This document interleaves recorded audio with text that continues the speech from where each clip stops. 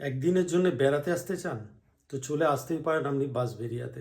Bansberia station থেকে নেবে auto বা টোটোতে 10 মিনিট গেলেই আপনি পৌঁছে যাবেন হংসেশ্বরী মন্দির। সঙ্গে রয়েছে বাসুদেব মন্দির এবং সাথে প্রাকৃতিক শোভা যা আপনাকে মুগ্ধ করবে। সেখান থেকে আপনি 20 মিনিট টোটো অটোতে গেলে পৌঁছে যাবেন ব্যান্ডেল চার্চ। গঙ্গার তীরে অবস্থিত এই ব্যান্ডেল চার্চ প্রাকৃতিক সৌন্দর্যে ভরা। ব্যান্ডেল চার্চ দেখে আপনারা পৌঁছে যেতে পারেন চকবাজার ইমামবাড়া। সেখান থেকে মাত্র হাতে গুনে 5 মিনিট লাগবে টোটো অটোতে।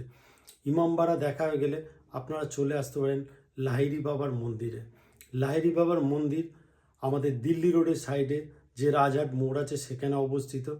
লাহিড়ী বাবার মন্দির দর্শন করে আপনারা চলে আসুন শরৎচন্দ্র চট্টোপাধ্যায়ের ভিটে, কথা শিল্পী আমাদের, তার ভিটে দর্শন করুন।